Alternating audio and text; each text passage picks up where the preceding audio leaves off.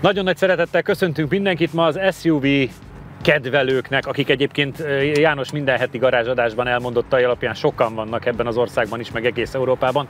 Nos, nekik lesz egy nagyon kellemes adás, hiszen lesz itt velünk Cayenne GTS és lesz ellene Range Rover Velar, ez vár rátok a mai nap folyamán. Senki ne kapcsoljon el, mert érdekes lesz. Már is kezdünk. Hedo. Az út, ami összeköt.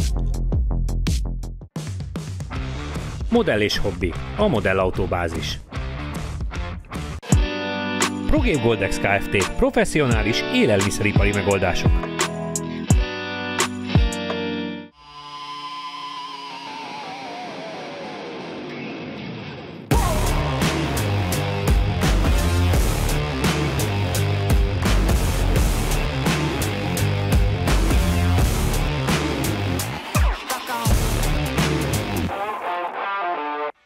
A Cayenne-nel kezdünk, Csabi, hozzád fordulok, ez egy GTS modell, Csík Norbitól kaptuk, ahogy a kis rendszám tábláján is látszik, azaz, hogy eladó, remélhetőleg addigra már eladt, amire látjátok az adást, de most még ezen a nagyon kellemes februári napon itt még eladó, 250 000 kilométer van benne. Február. Hát februárnak tűnik ez a -7000 fok, tudom, hogy március vagy még május vége van, de februárnak érzem. Szóval 250 000 van benne, és azt mondja Norbi, hogy olyan, mint... Beleszól, meg. Igen, beleszól. Hogy olyan, mintha új lenne, de alapvetően amikor új volt, akkor mit kellett tudni a GTS-ről? Na, ez egy nagyon fontos dolog, szabad ne feledd. Amit még elmondanék Csík Norbira, hogy remek autói vannak. Van 2 darab kék i4-es, mind a 2. Azok még mindig megvannak? Itt szeptemberben? Remélem nem. Na ugye! Remélem nem, de ha valaki i4-es szeretne, akkor Csík Norbi az bátran fordulhat. Hát mondjuk nagyon nagy baj, ha még mindig megvan. Ezt mondom. Igen, azért mondom, hogy remélem, akkor ezt ki lehet vágni. Na szóval, mi volt a kérdés? Hogy a GTS-ről mindig szokták kérdezéskedni, miért nem kérdeznek, hogy mi a véleményed? Most mondjad! Na, számtalan véleményem van róla. Ez a Cayenne generáció, ez nekem nagyon tetszett. Ugye ez a második generáció volt az első ilyen kocka Cayenne után. Ugye 2012-ben mutatkozott be már a GTS, és ez az első közül való szerintem. V8 szívó, ugye ebben a korszakban még utoljára szívó volt a GTS, 420 lóerő, nagyon jó hangzás, ugye a GTS-re jellemző kis apróságok ebben is megfigyelhetőek, kicsit sportosabb, belül szép pirossal vannak varva a bőrök. Azon kívül persze összkerékhajtás, ez légrugós kivitel, úgyhogy egy nagyon izgalmas autó. 254 000 kilométer van benne, most néztük, tehát azért ez már járt erre-arra, de a Norbi ennek ellenére azt mondta, hogy fantasztikus állapotban van az autó, úgyhogy ezek bírják, úgy tűnik. János, amikor Porsche-ról szoktunk beszélgetni, akkor mindig kiderül, hogy azért a Cayenne és a Macan nagyon szükséges ahhoz, hogy egyáltalán legyen még Porsche, meg legyen 911, és voltak ezekből az autókból nálunk elég sok, de ettől mit vársz? Hát figyelj, ugye az egész autó az úgy került hozzánk, hogy azt hiszem visszamondtak 3 autót, és felhívtam a Norbit, hogy nem akar-e hozni hozzánk valamit. És utána belekezdett egy 4 órás monológba, hogy figyelj, van nálam egy Cayenne, figyelj, 250 van benne, beszalsz, úgy, nagyon jó, hát ezt nem érzed el, és elkezdtem mondogatni, hogy ami még nála van, az milyen, ahhoz képest a Cayenne meg, figyelj, ezzel menetek kell, szóval így jött az autó. Úgyhogy én nagyon sokat várok tőle, mert Norbi nem tudom meddig így díjcsimukuszokat zenget. Igazából feelingbe várok sokat, mert az tényleg ezzel a 4.4 V8, vagy nem, hány literes? Ez nagyobb, 4,8 V8. Szóval ez szerintem gyönyörű hangja van, úgyhogy nagy bálna, meg minden, de ugye már ezt is sokszor bemutatták főleg a Macan egyébként, hogy kis szabadidő autózt olyan időt megy, hogy nem értjük már egyébként annó például arab országokban voltunk ezekben az években sokat, és ott rendesen dünézni kimentek ilyen Cayenne-nel. Nem azt mondom, hogy Land Cruiser szintet hozott, de bementek a homokdűnébe, és simán ment az autó annélkül, hogy prüszkölt volna egyet. Tehát, hogy egyébként, hogy mennyire nem kell megvédeni, most belementem a Porsche közé, és a Turbo SE hibrid az 47,985, tehát 48-on belül az tud. már egy későbbi generáció. Tudom, de hogy azért van ilyen, tehát hogy meg a legjobb Macan, ami egy GTS, az is 48,2, tehát hogy ezek azért kegyetlenül jó idők. És volt ugye olyan Cayenne-ünk 4.2-es V8-as dízel, amin cserében nem volt gumi, az meg 51 eleje. Tehát valahol a kettő között kell lennie Igen, majd. szerintem. Hát meg abban olyan csoda chip tuning volt, amit inkább Hát ami rontott rajta, igen. Egyenes vonalban nagyon jól ment. Kis teljesítmény, nagy fogyasztás. Szélezen a hangos felni, ahogy szoktam Jó. mondani. Igen. Megyek?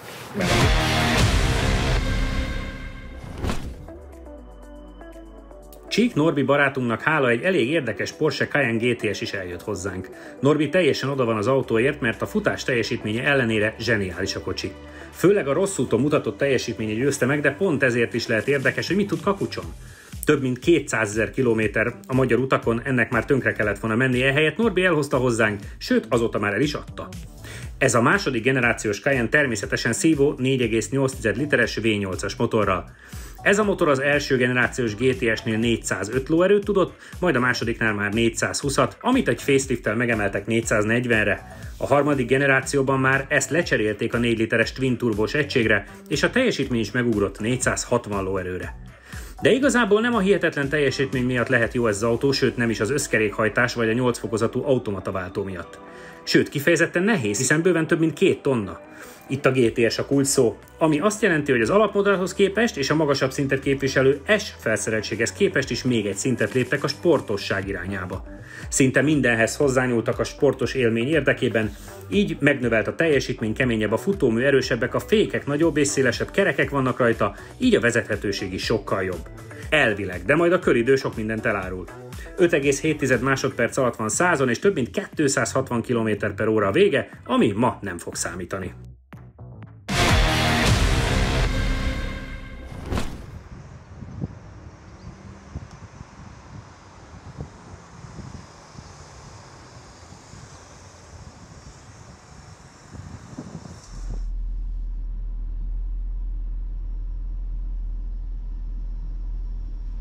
Na nézzük!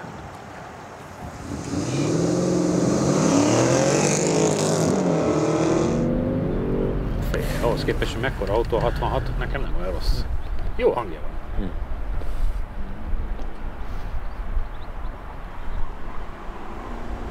Gyerekek, nem értem, kisütött a nap. Szinte rosszul vagyok. Szinte? Szinte.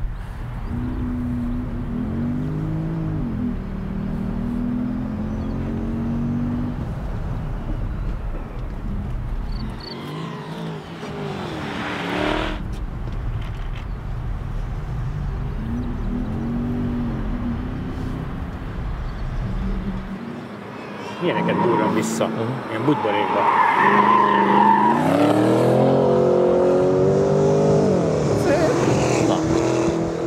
101 az átmeneti el. Kifordult ide. Na.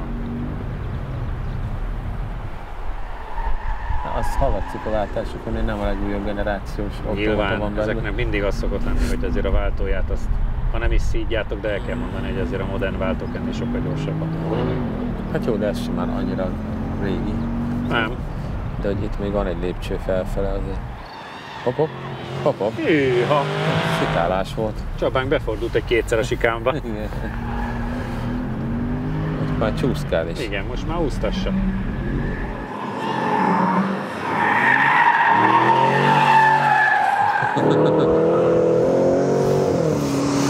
Nem bír magával. Nem.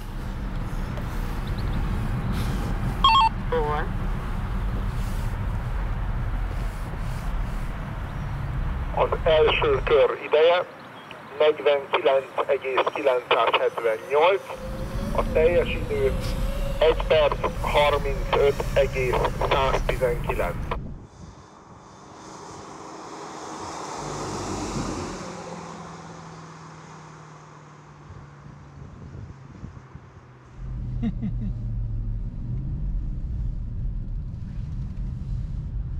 Kérlek szépen, pont kellős közepébe ment az SE hibrid meg a dízel közé, mert a 47.9-re jött 49.9, meg az 51.177-hez, úgyhogy ez oké. Megyek be a szabadidőautókba. Touareg RE hibriddel van EGA-ban gyakorlatilag. Na, majd beszéljetek meg vele. Jó. Én megyek, jó? Menjél. Jó, sokkal melegebb van oda. Nagyon vagány. A Cayenne-ek között pont a közepébe talált, mert a 47.9-es SE hibridhez képest 2 másodperccel lassabb, 49.978. Az tök jó. Az egy nagyon jó idő, és azt nézd meg, hogy bementem a szabadidő autó listába, bocsánat, most meg kijöttem belőle, és a Touareg RE hibrid mögött van egyetlen tizeddel. Az nagyon durva. Pedig azt tudjuk, hogy az egy jó kör volt, és az egy jó autó volt, jó gumival, Igen. tehát hogy ahhoz képest szerintem ez tök oké. Mondok még méretben, amit megver. Az X7 M50D-t azt megveri például 4 tizeddel, ha már csak így ilyen hatalmas méretűekről akarunk beszélni, de X545-et, X6 M50D-t megver a nagyméretűek közül. Őrület. SQ7 van előtte 2 tizeddel, és a Macan 2 liter turbo van előtte, ha már Porsche-ról beszélgetünk, 3 tizeddel. Szerintem ez egy tök jó idő. Nagyon. És nagyon. egyébként jó volt a kör. Igen. Úgy arrébb jó is pofon. ment, van hangja is, és aztán láttam, hogy egy idő után már úgy túlmelegedtek a gumik, hogy így fogalmazzak, tehát hogy voltak benne bizonyos csúszások. Nem melegedett túl. Na jó, mondjuk ez nem egy ilyen hipertapadós gumi, ami rajta van, mondjuk úgy, de nagyon-nagyon élmény. Eszméletlen könnyeden mozog méretéhez képest az autó, van benne 250 000 kilométer, de néhány új autó nincs ilyen állapotban, az az igazság, így futóművileg úgy éreztem. A fék persze egy picit olyan puhább, de egyébként az is fog rendesen, csak a fékpedálon érezni, hogy nem új autóról van szó. De egyébként ahogy kanyarodik, meg ahogy az úton van, az elképesztő, és amilyen játékos, tehát nem egy ilyen SUV-be érzed magad, az az igazság, mert olyan könnyen csúszkál a hátulja, meg minden. De ez azért jellemző a Porsche SUV-kra, nem? Hogy azért próbál Porsche maradni. Igen, abszolút. Tehát a saját kategóriájában mindegyiket sportos vezetni, ez így van, de ez nagyon menő, nagyon jó élmény, és milyen jól néz ki, még milyen hangja van. Amikor elrajtoltál azért, És milyen hangja van. mindenki fölkapta a fejét. Azért mondom, hogy, és ez még nem a hangszóróból jön, szóval nagyon komoly, abszolút pozitív volt. Abszolút pozitív volt, nagyon menő.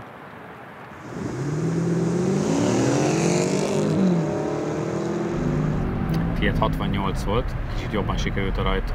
Hát jó, de azért nem sok múlik egyébként majd. De olyan szépen mozog ez az autó, messze nem érzed, hogy ez egy SUV. Tényleg nagyon jó. Semmi bollogatás, billegés. Tök jó. Hiába egy 13 éves Cayenne-ről van szó, attól még elindul rendesen. Komolyan egy ilyen szívótól nem is gondolnád, hogy így megy. Meglepő. Pedig egyébként a maga nemébe ő se könnyű.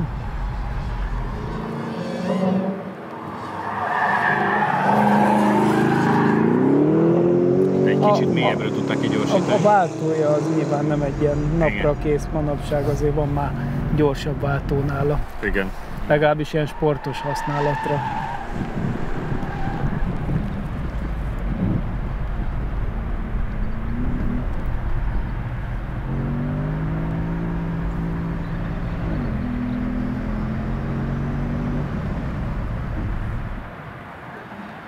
Pozitív csalódás volt teljesen.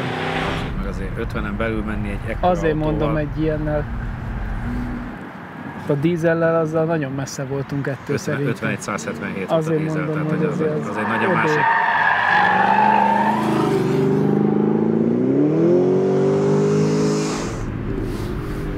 Kicsit nekem a Jani köre darabosabb volt, de nagyon kíváncsi vagyok, hogy mit tudott variálni. Az első kör ideje 50,565, a 6 teljes idő 1 perc 35,646. Megmaradt az 5 tized viszont a két körön is. Megint az első körön kaptál igazán ki ott 5 tized, viszont marad is az 5 tized a két körre, tehát a második körötök már tök egyforma. Jól nézett ki, milyen volt a menet? Nem hiszitek el, süt a nap és a hátsó egyenesbe esik az eső. Tényleg? Itt is esett ránk valamennyire. Tiszta Nordschleife. Igen. Mini Vagy úgy belátható. Igen. Tehát, hogy oda a hátsó egyenesen a kifordulás az eléggé ilyen érdekes volt. Aztán óvatosabbakat fékeztem a sikán előtt, hogy ne legyen baj. De ugye tök jó élmény, meg az a motorhang megvan, amit vártam. Tök jól kezelhető, azért érződik, hogy nagy a tömege. Az azért. Csabi is mondta a váltót, hogy azért az egy lassabb. Hiába tettem be a manuálsba, ő azért magának elváltogat. De nem érezni rajta, hogy 250 000 van. Hát, semmi zörgés, semmi. Egybe van, meg a futóműve is nagyon egyben van, igen. Tehát, hogy... Csabi telemetriája már nálam van, 116,5 km/h maximális sebességünk van, 0,99-es gyorsulás, 0,86-os fékezés, és ilyen 1,15-1,17-es kanyar-G. Szerintem ebbe a kategóriába Én akartam, hogy ehhez képest, hogy súly, meg ilyen cucchoz képest szerintem az egy egészen vállalható eredmény, úgyhogy tetszett ez nekem, de nézzünk meg egy másik modellt is a biztonság kedvéért. Pici szünet, és már is jövünk vissza Velárral. Han és Brian autója mellett rengeteg kulisszatitok és elmebeteg Verda a csatornán, egyenesen Japánból. Szétadom a csávót, hogy makkorcipőbe és öltönybe egy ilyen autóval kijött. A kipufogót még ki tudták egyenesíteni, de hát ezt kapta. Na, így van. Közel 30 rész arról, hogy a Szigetországban gyakorlatilag minden tuning megengedett. Kattints a Japán Special lejátszási listánkra, és éld át velünk az autósok mennyországának élményeit. Látogatószámlálás, látogatóanalitika, 98% feletti pontosság nagyvállalati referenciákkal Az Xperiontól. János, most viszont hozzád kell Szóval hozzád kell fordulnom. Range Rover Velar, amiről közös egyik emlékünk az az, hogy egyszer egy Mikulás rallin láttuk, hogy valaki ilyennel tréningezik. Igen, ez teljesen beteg. Ez nekem olyan szinten becsípődött, hogy erről az autóról nem tud más eszembe jutni, csak az, hogy rohadt drága, és hogy valaki azzal tréningezett egy Mikulást. Mit kell tudni erről a verzióról, amit hoztak nekünk? Hát ugye ez egy P400E, tehát ugye ez a plug-in hibrid, amiben 2 literes ugye turbós, azt hiszem 2 turbós motor van a benzines, és akkor már 141 lovas elektromos, és akkor a kettő együtt egy 404 lóerő egész pontosan, de egy 400-nak hívják. Igen, a Velar az egy ilyen érdekes autó, mert hogy igazából amikor megjelent, még talán Range Roveres társaságunkban is sokan nem értették, hogy pontosan hova pozícionálták, hogy a sportnál egy kicsivel kisebb, de hogy ma majdnem akkora. És mindenki azt mondta, hogy azért kell ezt venni, mert ez a szép Range Rover, szerintem az egyik legszebb szabadidő autó. Egyébként a tulaj is azt mondta, hogy alapvetően pont ezért vette meg, mert annyira tetszik neki. Szerelmes volt bele, és akkor itthon ilyen nagyon magas árakon volt, és akkor kint volt külföldön egy jó vétel, ami neki ráadásul a plug-in hibridsége az fontos volt, és akkor azért, ugye ez egy S, tehát nem a legalsó szint a felszereltségben, tehát nem minden van benne, de cserébe ugye talán emiatt könnyebb, itt pályán jobb, hogy nincs benne minden őrültség, tehát hogy talán kevésbé hátráltatja a menést. Amúgy pedig tényleg egy ilyen, hát hogy elég korrekt méretű. Így ha egymás mellé rakjuk, akkor így... Épp azt akartam mondani, hogy összehasonlításban azért alapvetően azt kell mondanom, hogy van közük egymáshoz, mert 2 hatalmas méretű SUV. Range Rover viszont nem gyakran van nálunk. Csabi, mit vársz tőle? Nehéz hova raknom egyébként, mert én is úgy tudom, hogy inkább szép, mint sportos. Nehéz belőnöm, de ugye mégis teljesítményben is hasonló a kettő, még ha teljesen máshogy is adják ezt elő, meg más hajtáslánc, de én azt gondolom, hogy azért nem lesz olyan sportos, mint a Cayenne volt, sőt szerintem azért annál lassabb lesz, de hát megpróbáljuk. Te nyerted a 2 kört, ki kezdjem? Megyek én. Melegíthetsz. Egy autó, amelyet már régóta vártunk, mondjuk nem feltétlenül ebben a kivitelben. De amikor egy lelkes nézőnk felajánlotta kipróbálását a plug-in hibrid P400E-t, akkor nem tudtunk nemet mondani. Sőt, a Németországból származó autó még felszereltségére is alapkivitel, amitől mondjuk ugyanolyan szép, de azért nem feltétlenül a versenypályára megfelelő balonos kerekeket választottuk volna. Mondjuk legalább nem túl régi Goodyear Eagle F1 SUV abroncsok vannak rajta, bár azt nem értjük, hogy az F1 és az SUV hogyan kerülhet egy mondatba. A Velar elég sokféle dízel és benzinmotorral elérhető, de most nálunk a konnektorról is tölthető plug-in hibrid járt. Az alap egy 4 hengeres 2000 köbcentiméteres előforrás, amely kereken 300 lóerő leadására képes, amihez csatlakozik még egy 143 lóerős elektromotor. Az összteljesítmény 404 lóerő, míg az összforgató nyomaték 640 Nm, amit ráadásul 1500 és 4400-as fordulatszám között folyamatosan lead. Elég jól hangzik, nem? Na, ezért hívtuk meg, bár tudjuk, hogy a kissé nagyméretű SUV majdnem 2,2 tonnás tömegével és ezekkel a kerekekkel hátrányban van.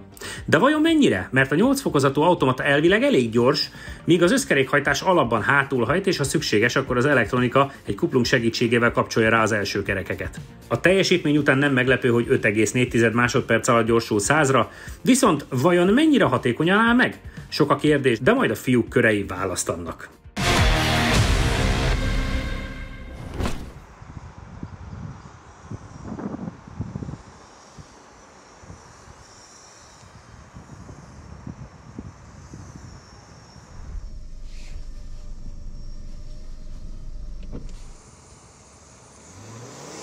Na nyomjad, Velár!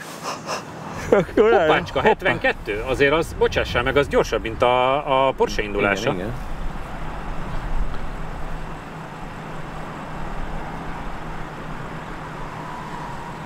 Eddig jó?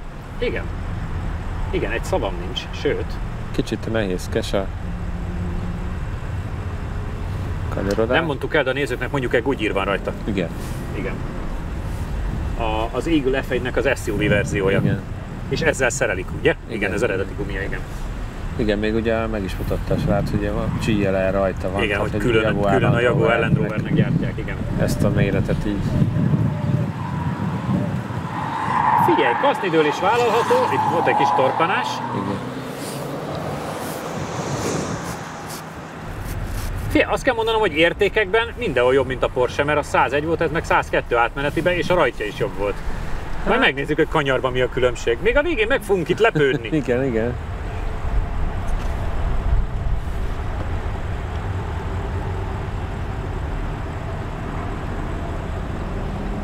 Annyi remélem, hogy nem everíti le teljesen az elektromos részt már onnantól. Mert akkor te egy kicsit hátrányban leszel, igen. De azt mondtátok, hogy elég nagy elektromos rész van benne. Igen, de most is ott valami, volt egy megakadás. Időnként, mintha belefékezgetne neki kanyarba, érzékelésbe. Igen, látod? Beletesz ilyen brékókat. De a egyenesben van meggyőződés. Van. Egyenesben van benne akarat.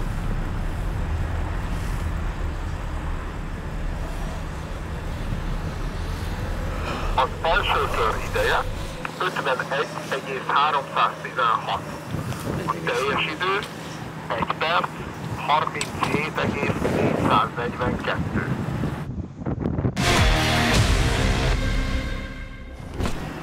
Én megyek is. Menjél. Mennyi? A 49.9-es Porsche időre ez egy 51.316, holott azért voltam nagyon kíváncsi rá, mert hogy a rajtod is tempóban jobban sikerült 3 km/h, az átmeneti is jobb volt 1-jel, tehát sebességben láthatóan jobb, viszont azt láttuk, hogy voltak ilyen indokolatlan belefékezések. Igen. Na mesélj egy kicsit. Igen, tehát hogy nagyon szépen tud mozogni, sokat billeg egyébként, tehát a futóműve azért kellemes, kiszámítható, de azért viszonylag lágy és billen minden irányba, és hagyja egy picit sodródni, de amikor úgy érzi, hogy sok, akkor azonnal elkezd fékezni. Tehát, hogyha úgy érzi, hogy na jó, ez már túlmegy a józanész határain, akkor belefékez és stabilizálja az autót.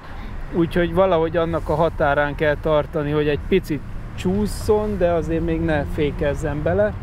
Hát erre az első körbe próbáltam kitapogatózni, hogy ez hogy van. De egyébként viszont élmény tud lenni, mert olyan nagyon szépen csúszna a hátulja, meg az egész autó. Csak pont amikor már kezdene jó lenni, akkor megfékezi. Megfékezi, tehát a biztonságra törekszik alapvetően. De full stresszmentesen vezethető, egy ilyen nagyon, nagyon kényelmes és könnyen irányítható autócska. Hát azt néztük, hogy ezeken a belefékezéseken kívül egy nagyon kellemes, ilyen nyugodt körgarnitúrád volt. Igen. Egyébként időben hasonlítani hibrid, nagyméretű szabadidő autók közül egyedül az X545 ehhez tudom, aminél nem egész 4/10-del lassabb csak, ami meg azt gondolom, hogy egy körön egy elég jó eredménynek tűnik dicsérve. Igen, abszolút. Abszolút, bár hozzátéve, hogy a 45E az is olyan hasonló teljesítményszint volt. Igen. Meg csinált azért az is furcsa dolgokat. Igen, ugye? Igen, azt hiszem, igen. Úgyhogy ez ilyen nagyon kellemes, lágy kiránduló autó inkább. Pedig tök jó mozog egyébként. De a két autó hiába ugyan a hasonló teljesítménybe, meg elvileg sok mindenbe, mégis teljesen eltérő két járműről beszélgetünk. Lóerőben nyilván azért más, de a CX-60 plug-in hibrid van itt még előttem két körön az 7 tizeddel lassabb a Velárnál, úgyhogy ez erősebb neki. Ez azért hát erősebb is. Igen. Nagyon jól megindul. Hozzálépsz a gázhoz, olyan nagyon szépen igen, megindul. Teszi a dolgát, igen. És olyan harmonikusan tol előre. Úgyhogy az nagyon rendben van az a része. Pozitív csalódás volt. Abszolút, nekem is. Már látványra is. És gondolom azért, hogyha ezek a belefékezgetések nem lennének, azért az még tudna hozzátenni. Nézd meg 71, persze. És azért igen. A Cayenne az ilyen, ezért volt 60 vége. Jó, hát ez egy szívó. Igen, mondjuk igen, ez az más, meg itt a villany is. Meg itt azért a villany rásegít, igen. Tehát az jobban megindul, az egyértelmű. Aha. De nehezebb is szerintem egyébként kanyarokba úgy be tudod lendíteni, és akkor úgy csúszik a hátulja, a súlyt be tudod lódítani. Csak pont jól fordulna, és visszaállná a gázra, de akkor megfékezik.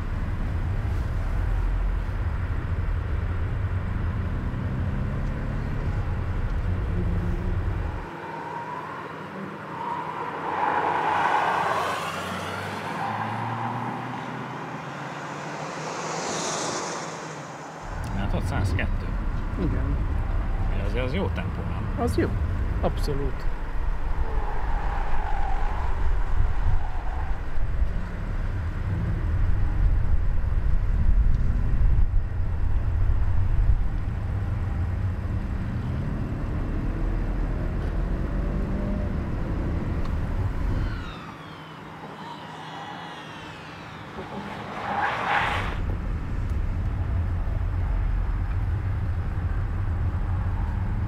Kíváncsi vagyok, Jani is úgy próbálja, hogy... De úgy nézem, nem fékez neki, próbálja finomabban. Igen. Egész kultúrát költ rakott össze, igen, lehet, ilyen hogy odafigyelősebb. Így még jobb is lesz neki. Elfújod a korsit? Aha.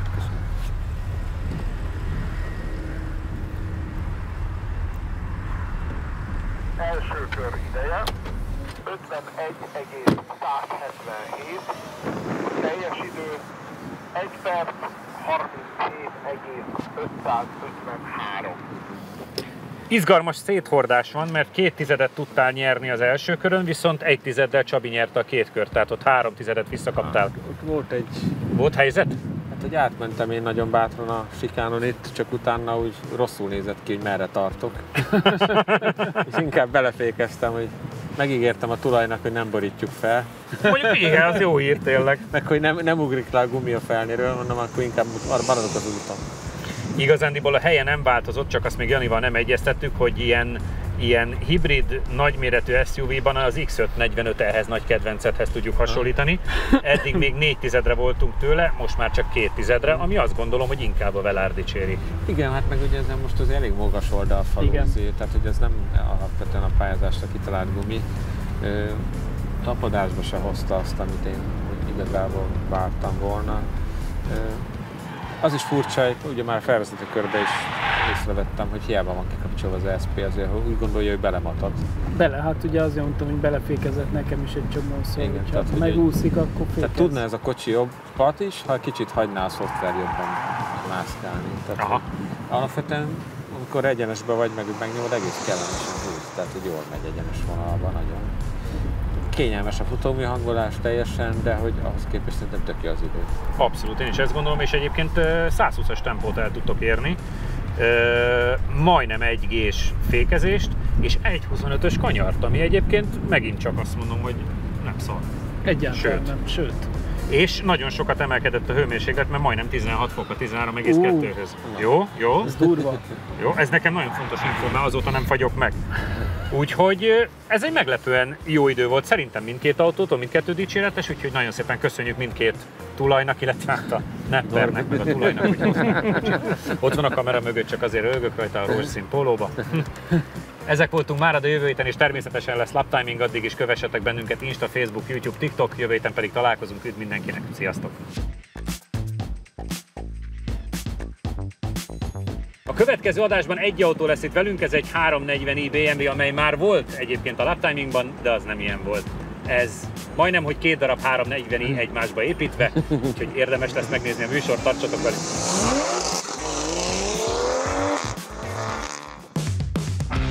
Modell és hobbi, a Modellautóbázis. Hedo. Az út, ami összeköt.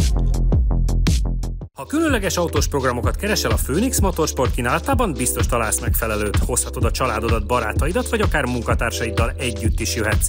Csapatépítő autós tájékozódási és élménytúrák, vezetéstechnikai képzések, résztaxi, egyedi igényekre szabott programokkal várunk szeretettel. Jelentkezés info@phoenixmotorsport.hu.